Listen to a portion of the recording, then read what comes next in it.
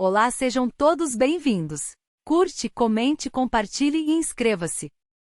Aproximadamente 31,7 segundos após o lançamento do ônibus espacial Columbia a partir do Centro Espacial Kennedy na Flórida, em 16 de janeiro de 2003, uma peça de espuma isolante do tamanho de um prato de jantar se soltou do tanque externo laranja e atingiu violentamente a asa esquerda do orbitador a uma velocidade relativa de 545 milhas por hora.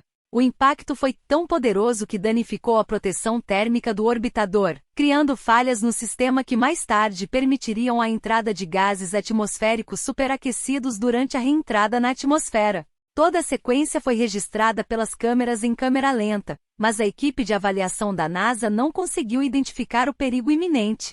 E se a NASA tivesse realizado uma inspeção em órbita da espaçonave Columbia e determinado que seria impossível trazê-la de volta à Terra? No relatório final do acidente, lançado em agosto de 2003, uma seção intitulada Opções a bordo da STS-107 apresentou uma possibilidade surpreendente. O ônibus espacial Atlantis já estava passando por verificações antes de sua próxima missão, que ocorreria 2 meses após o lançamento do Columbia.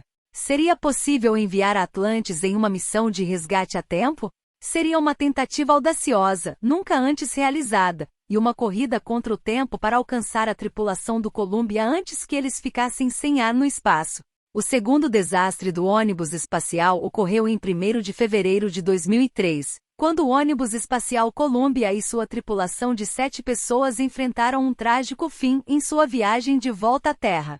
Imagens icônicas da época mostram os destroços em chamas disparando para o alto no céu durante a reentrada na atmosfera terrestre. Os destroços do ônibus espacial foram dispersos por toda a região leste do Texas e oeste da Louisiana. Esse foi o segundo desastre do ônibus espacial enfrentado pela NASA, cerca de 17 anos após a explosão do ônibus espacial Challenger, que ocorreu apenas 73 segundos após o lançamento em 28 de janeiro de 1986, fornecendo algumas das imagens mais icônicas do século XX. Embora o desastre de Columbia em 2003 tenha sido um pouco menos conhecido em termos de publicidade global, não foi menos chocante. Foi um fracasso amargo e caro para a NASA. Durante a investigação do acidente de Columbia, a Junta de Investigação do Acidente de Columbia (CAI) acabou identificando a causa física do desastre como danos na asa esquerda do Columbia.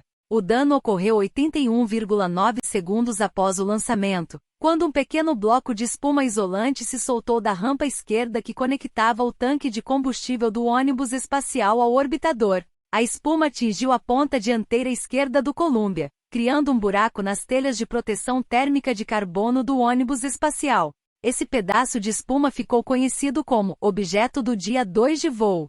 Os cientistas da NASA calcularam posteriormente que ele perfurou um buraco com aproximadamente 16 polegadas de diâmetro, o que foi mais do que suficiente, já que os analistas estimaram que um buraco tão pequeno quanto 10 centímetros de diâmetro poderia ter destruído o ônibus espacial durante a reentrada na atmosfera terrestre. Foi somente durante a reentrada, no 16º dia da missão, que os monitores de voo em Houston notaram leituras de telemetria erráticas do ônibus espacial Columbia. Os controladores da missão inicialmente pensaram que eram apenas falhas temporárias. No entanto, de repente, todo o contato de voz e dados com o ônibus espacial foi perdido. Foi então que o diretor de voo de reentrada, Leroy Kane, deu a devastadora ordem para que todos na sala de controle trancassem as portas. Essas palavras haviam sido pronunciadas apenas uma vez antes, 17 anos atrás, quando o Challenger explodiu logo após o lançamento. É o que a NASA chama de LOC, Loss of Crew, ou perda de tripulação e veículo. O pior havia acontecido pela segunda vez. E se o objeto do dia 2 tivesse sido detectado? Os destroços do objeto conhecido como dia 2 não foram reconhecidos pelo Comando Aéreo da Base da Força Espacial, AFSP, durante os 16 dias da missão do Columbia.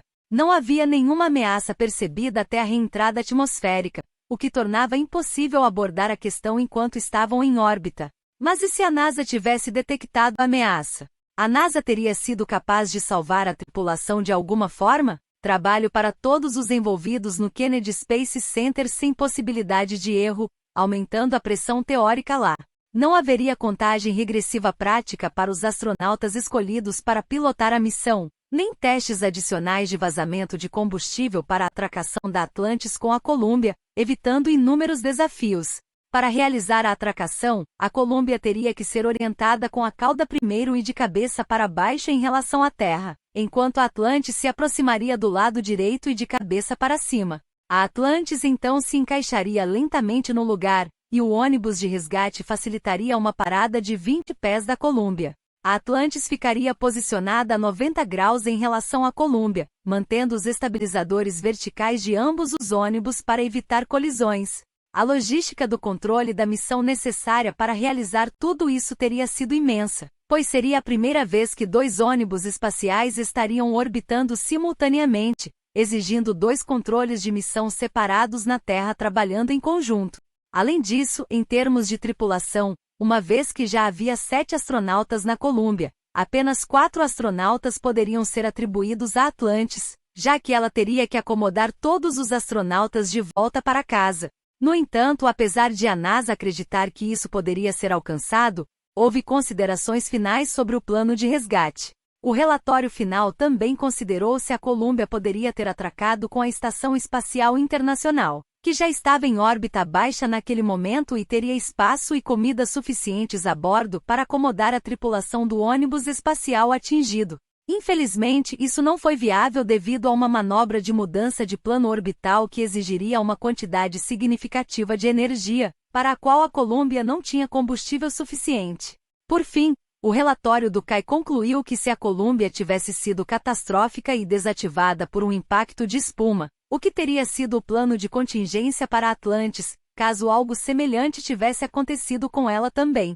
O relatório ressaltou a importância de planejar para os piores cenários concebíveis e que a preparação para qualquer missão espacial exige considerar todas as possibilidades. Apesar das críticas condenatórias à NASA em relação às decisões tomadas antes e depois do lançamento, o relatório do CAI reconheceu que o plano de resgate era um exercício meticuloso e bem informado, compilado por engenheiros e cientistas intimamente familiarizados com o programa do ônibus espacial. No entanto, o relatório também concluiu que, com 7 astronautas a bordo da Columbia, ela estava quase certamente condenada desde o momento em que o bloco de espuma se soltou. Portanto, o plano de resgate para salvar a tripulação poderia ter sido apenas um elaborado devaneio. Agradecemos por assistir ao nosso vídeo. Se você gostou do conteúdo, curta, inscreva-se e ative as notificações. Também confira nossos outros canais de documentários sombrios se você quiser mais vídeos emocionantes inspirados em histórias e compartilhe seus pensamentos na seção de comentários abaixo.